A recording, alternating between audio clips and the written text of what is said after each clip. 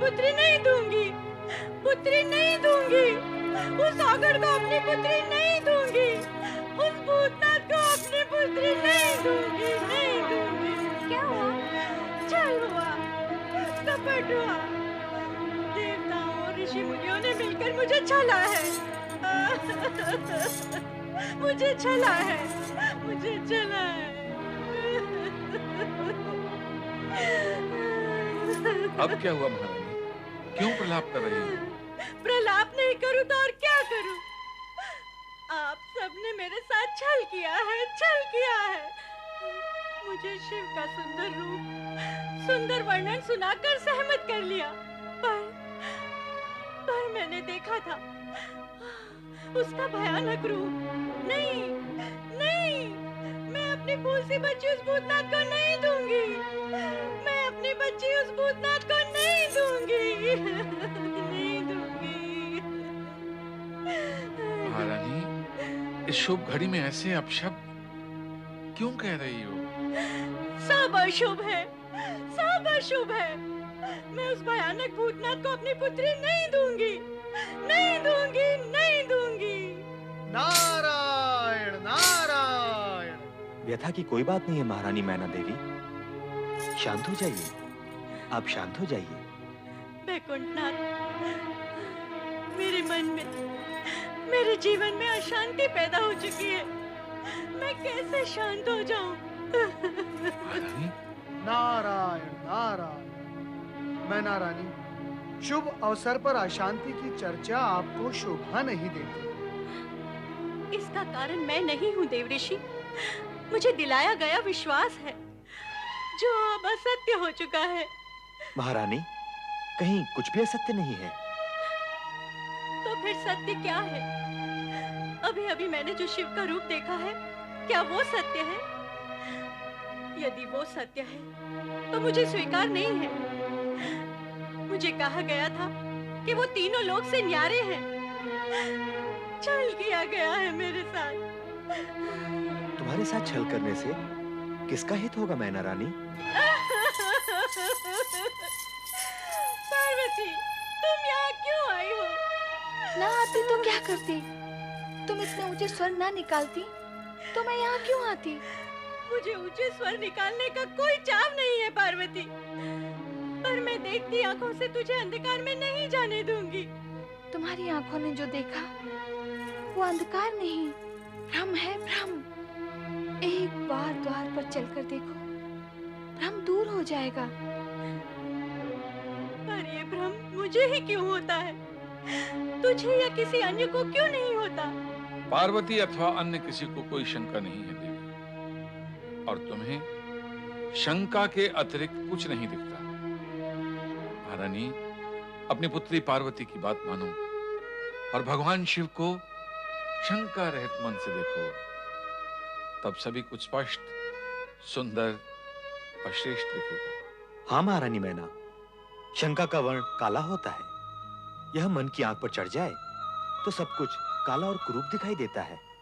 आपने क्या मेरे साथ कोई नया छल करने की योजना की है? मैना रानी, क्या मैं तुम्हारे साथ छल करूंगा? वैकुंठपति, आप पूजनीय हैं, आदरणीय हैं। मैं स्पष्ट कहने की दृष्टता की क्षमा चाहती हूँ, पर सत्य तो यही है कि देवताओं के हित के लिए अनेक बार आपने असुरों के साथ छल किया है। केवल असुरों के साथ? देव और मानव के हित में ऐसा तो मैं भविष्य में भी करता रहूंगा, परंतु तुम्हारा संबंध तो असुरों से नहीं है, इसलिए तुम्हारे विषय में हित की ही बात सोची जा सकती है।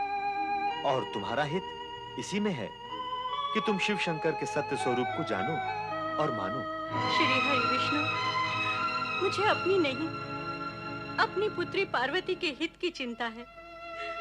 क्या मेरी फूल सी कोमल पुत्री पार्वती उस भयावह भूतनाथ। मैना रानी, जिस पुत्री के हित और मोह में पड़कर तुम बार-बार भोलेनाथ को अपशब्द कह रही हो, उस पुत्री से भी तो पूछ लो कि उनका रूप कैसा है। क्या हम सब पार्वती का हित सोच भी सकते हैं? यदि भोलेनाथ का रूप विकराल होता तो जगत की चिंता करने वाले श्रीहरि विष्णु स्वयं इस विवाह से चिंतित होते। यदि अब भी तुम्हें विश्वास नहीं है तो अपनी पुत्री पार्वती से सत्य जान लो। क्या वह भी तुम्हारे साथ छल करेगी? कभी नहीं। तो फिर पुत्री की बात मानकर द्वार पर चलकर एक बार वर राजा को देख लो। हाँ, एक बार जाके देख लो माँ। देखा तो था। वह जो देखा था अहंकारी मन और शंका की दृष्टि से देखा था। अब अपनी पुत्री के पति, अपनी जामाता और वर राजा के मंगल रूप को देखकर तुम्हें सब कुछ सत्य और सुंदर दिखाई देगा। हाँ मैना रानी, यदि मन और दृष्टि में सुंदरता हो तो सब कुछ सुंदर दिखाई देता है। मैना रानी, जामाता की अगवानी के लिए तुम्हें शीघ्र ही द्वार पर पहुंचना चाहिए, क्योंकि जामाता की अगवानी व स्वागत स्वयं वधू की माता ही करती है। अब आप विलंब न करें। विजया, तुम सब जाओ और जाकर जमाता राजा के तिलक और स्वागत की तैयारियां करो।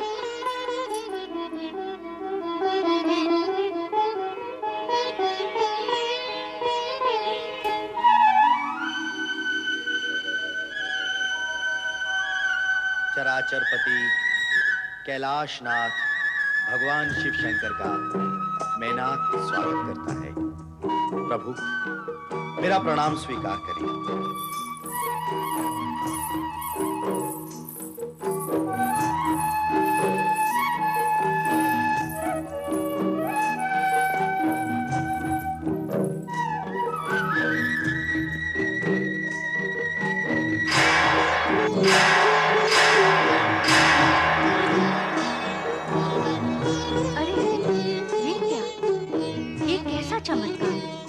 किन्नर और गंधर्वों की सुंदरता भी तुम्हारे इस रूप के समक्ष तुच्छ है। फिर मैंने तुम्हारा वो भयानक रूप कैसे देख लिया? कौन था वो तुम्हारे मन का ऐसा भ्रम जिसने अहंकार के गर्भ से जन्म लिया। तुमने जो देखा वो सत्य नहीं था, और जो असत्य था वही तुम्हारी शंका, भ्रम और अहंकार के कारण तुम्हें दिख रही थी। ऐसा इसलिए हुआ कि रानी होने के अभिमान ने तुम्हें पकड़ रखा और तुम्हारी दृष्टि के घृणा भाव ने मुझे जकड़ रखा। यदि ये जकड़ पकड़ न होती तो मैं तुम्हें पहले भी ऐसा ही दिखाई देता जैसा अब दिखाई दे रहा हूं।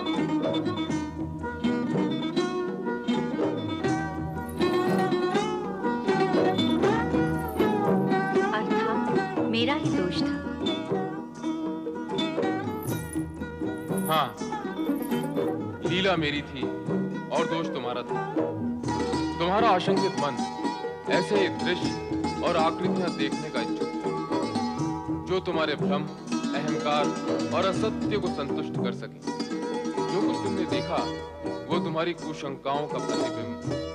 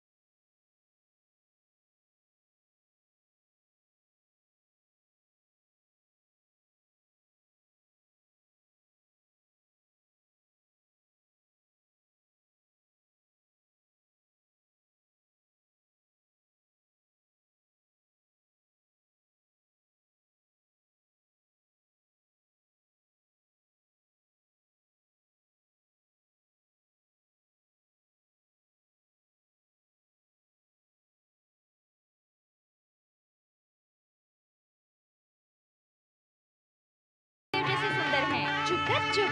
कहाँ भोलेनाथ का अनंत रूप और कहाँ बेचारा कामदेव। देखती नहीं दूल्हे का मनोहारी रूप समा नहीं रहा आँखों में। कुछ भी कहो, हमारी सखी पार्वती है बड़ी भाग्यशाली, जिसे ऐसा सुंदर सलोना रूपवान वर मिला है। क्यों ही? केवल हमारी सखी भाग्यशाली है, शिवशंकर भाग्यशाली नहीं है, जिन्हें पार्वती जैसी गुणवान, रूपवान, सुशील और सौम्य वधू मिली है।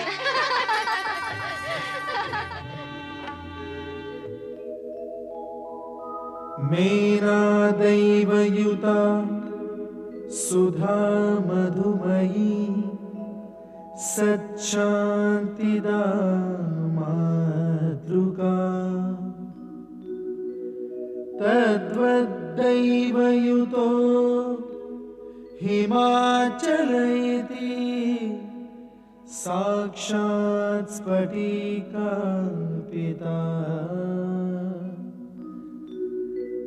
सार्धं प्रकृति वैभवादिविशदै सानन्दयुक्तैः स्वरैः कथ्यन्ते शिव पार्वती सुखकर भूयात् सदा मङ्गलम्।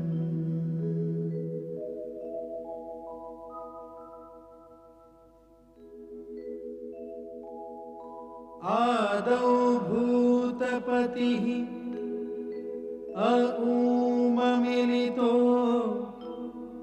ओंकार व्याहार्यते एकोऽहं बहुश्याम भवनतया धातृहरि निर्मितो पश्चाद विश्वसमान प्राकृतजना सम्पादिताः शङ्करैः सोऽयं शैव विवाह्यते च प्रकृतिं भूयात् सदा मङ्गलम्।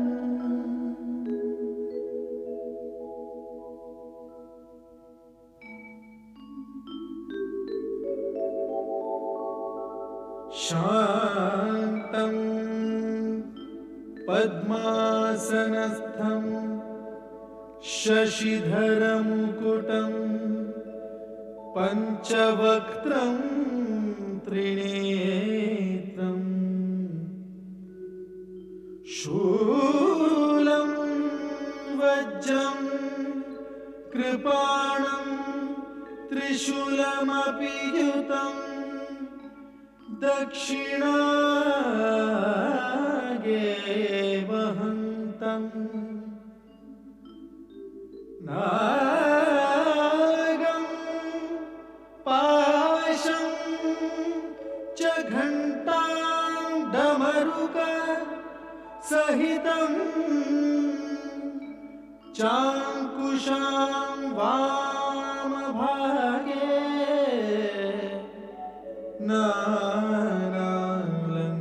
नानालङ्कारयुक्तं स्फटिकमणिनिभं पार्वतीशं नमामि।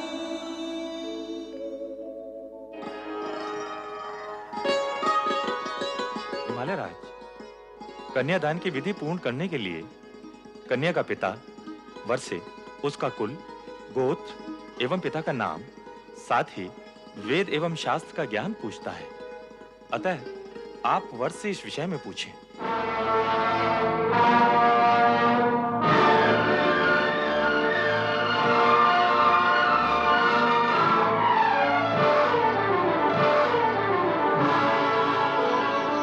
जो आज्ञा गुरुदेव। वर राजा, मैं आपसे अनुरोध करता हूं कि आप कृपा करके अपने कुल, गोत्र, पिता का नाम व ज्ञान के विषय में विस्तार पूर्वक बताएं।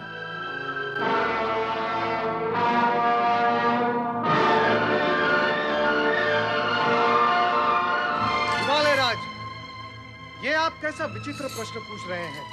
वैसा ही देव ऋषि, जैसा कन्या का पिता कन्यादान के समय वर राजा से विधि अनुसार करता है। नारायण नारायण।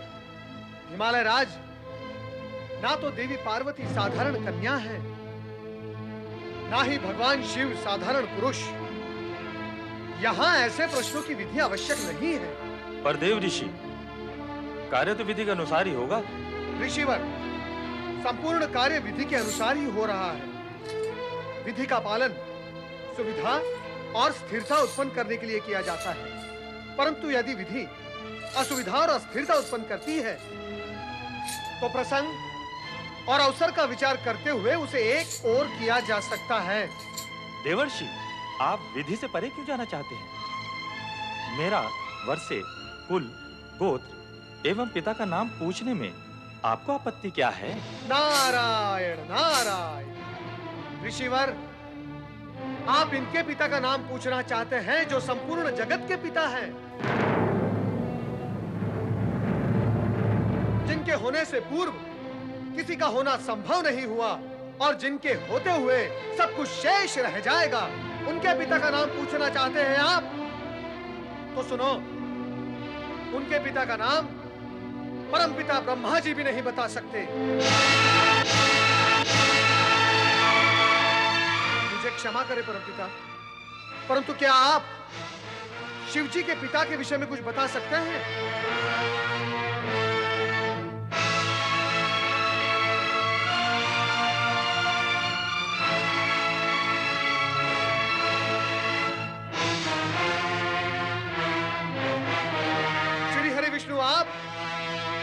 क्या आप जानते हैं कि शिव जी के पिता कौन थे?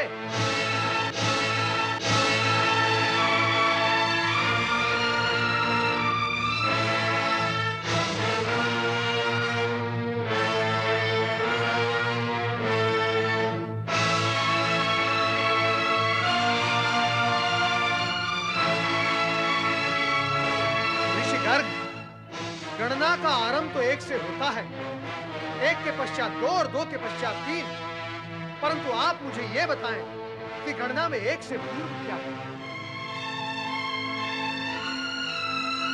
बताएं ऋषिवर कि गणना का अंतिम अंक क्या है?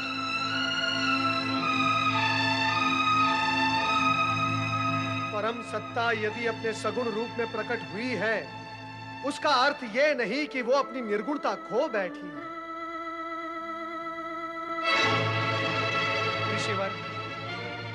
महेश्वर सभी कुल गोत्र से परे परात पर ब्रह्म है। ये गोत्रहीन होकर भी सर्वश्रेष्ठ गोत्रवान है, ये कुलहीन होकर भी परम कुलीन है तथा सर्वथा निर्गुण होकर भी सगुणवान है।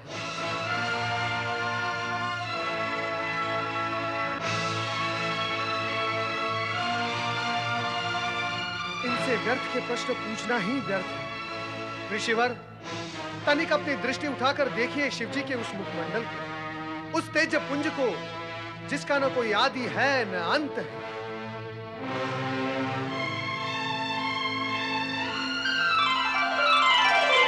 वो सार्वभौम है, सर्वश्रेष्ठ, परम सत्य, परम ब्रह्म, परम पिता परमेश्वर का भी भला कोई पिता हो सकता है? क्षमा करें, क्षमा करें शिव शंकर, मुझसे भूल हो गई।